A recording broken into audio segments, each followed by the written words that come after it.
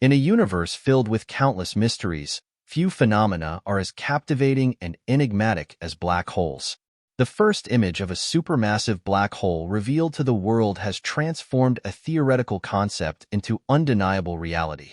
This remarkable breakthrough allowed scientists to measure the mass of black holes with unprecedented precision, confirming what Einstein's theory of relativity had long predicted. Black holes are circular. Who would have guessed that the celestial voids lurking at the centers of galaxies were a natural phenomenon? With the help of the Hubble telescope, we now know that black holes lie at the center of every galaxy we've examined, including our own Milky Way. This revelation invites us to delve deeper into the structure of black holes, a structure that could reshape our understanding of the universe, as we embark on a journey to explore one of the most profound questions in astronomy. What is a black hole? We find ourselves at the edge of the scientific frontier. Black holes are extraordinary cosmic phenomena that arose from the Big Bang, and their mass is so concentrated in such a small space that it generates an incredibly powerful gravitational force. This force is so strong that nothing, not even light, can escape once it enters the black hole. These gravitational powerhouses come in a variety of sizes. Stellar black holes, for example, have a mass several times that of our Sun, while supermassive black holes can have a mass millions or even billions of times that of the Sun. Scientists have been studying the indirect effects of black holes for years, and each data reveals more about their complexity. Although it seems like black holes with immense mass and power have always existed, they actually have origins. This incredible cosmic creation is a living testament to the energy and constant evolution of the universe. We can imagine that a black hole completely consumes the mass of spacetime in its vicinity. Black holes are born from the remains of giant stars that have exhausted their nuclear fuel. These stars undergo a supernova explosion, a spectacular and catastrophic end to their existence. In a supernova, the star and its outer layers are thrown violently into space while the core collapses under the force of gravity. However, not all collapses have the same outcome. If the core's mass is several times that of our Sun, the force of gravity will overwhelm everything else, causing the core to explode. The explosion is so violent that it reduces the mass to an incredibly small volume. Imagine you squeeze a softball. When you squeeze it, the ball shrinks, but its mass or amount of matter stays the same. It just gets denser. Now imagine you squeeze the ball until it's as small as a grain of sand, but still weighs as much as before. This is similar to what happens when a massive star goes supernova. Electron degeneracy is an important concept here. Black holes don't know they're black holes. They're just clumps of mass there. If the Earth were to become a black hole today, it would be a mini black hole the size of a plum. Have you ever wondered why matter doesn't run out of space when it collapses into a black hole? Is there a point at which it can no longer be compressed? There may be a limit to how compressible it can be, and this has to do with the different states of matter.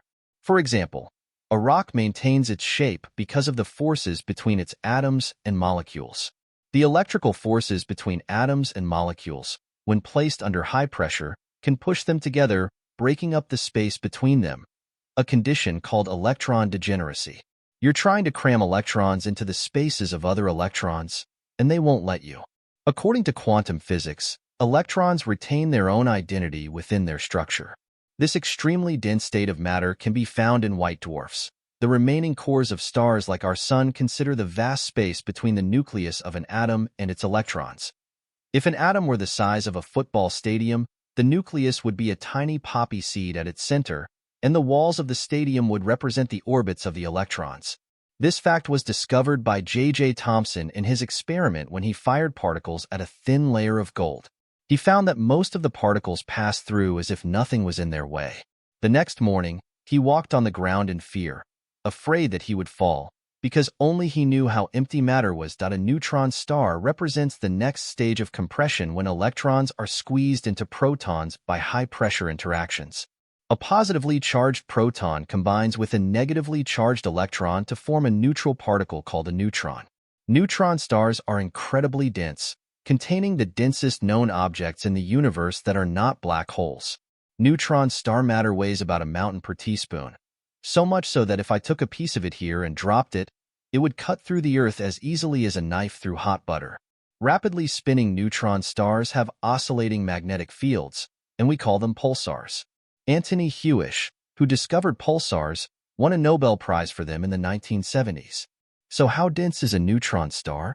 Imagine you took a herd of 300 billion elephants and stuffed them into a dike.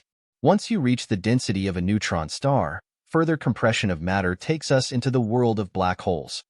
Black holes can vary in type, each with its own size, formation process, and behavior. The most common are stellar black holes, which have a mass between 3 and 10 times the mass of our Sun. These phenomena form when a massive star runs out of nuclear fuel and collapses under its own gravity. The star then collapses dramatically, packing a huge amount of mass into a tiny volume. Typically, these black holes have a mass several times that of the Sun, but they are incredibly small, only a few kilometers across. This makes them extremely dense, forming an event horizon. Then there are the intermediate mass black holes. The exact mass of these is uncertain, but they are thought to be several thousand to tens of thousands of times that of the Sun, making them denser than stellar black holes. How they form remains a mystery, but there are two main hypotheses. One suggests that they are the result of the merger of several stellar black holes, while the other suggests that they may have come from giant gas clouds in the early universe that collapsed inwards to form a black hole instead of a star. Locating these intermediate mass black holes can be difficult, but some signs of their existence have been observed indirectly, for example by studying the behavior of stars and gas near the presumed locations of these black holes. At the top of the scale, we have supermassive black holes. These are the big players, with masses ranging from millions to billions of times that of the Sun. They are found at the centers of most galaxies, including our own Milky Way. We still don't know exactly how they form, but one theory is that they grow from smaller black holes by continuously accumulating matter around them. Charged black holes, last but not least, are interesting variations that have electric charge. There are two main types of black holes, Reissner-Nordström and Kerr-Newman. The Reissner-Nordström black hole carries electric charge but does not rotate. General relativity describes them using Reissner-Nordström solutions. Their charge affects their gravitational field, but in many ways they are like uncharged black holes. Black holes have an event horizon, but its size depends on both the mass and charge of the black hole. Kerr-Newman black holes, on the other hand, carry both charge and spin. They are described by the Kerr-Newman solution in general relativity. The combination of charge and spin creates unique phenomena around these black holes, such as frame slip, in which the rotating black hole twists the surrounding spacetime. Black holes have an event horizon and another boundary called the Cauchy horizon. This is the inner edge of the black hole that marks the location of the singularity, or the very center of the black hole. What's on the other side, you might ask? If you were to cross that horizon, there are compelling theoretical ideas about what might happen. If you survived the journey through a black hole and emerged on the other side, our equations suggest that a whole new dimension of spacetime would open up before you. Once you leave the universe as you know it, you can't go back. Instead, you'd be thrust into another realm. Our mathematical models suggest this possibility, but so far it remains an untestable hypothesis. All our equations indicate that a new spacetime opens up when you leave the universe you are in, and you will never return to it but enter another realm.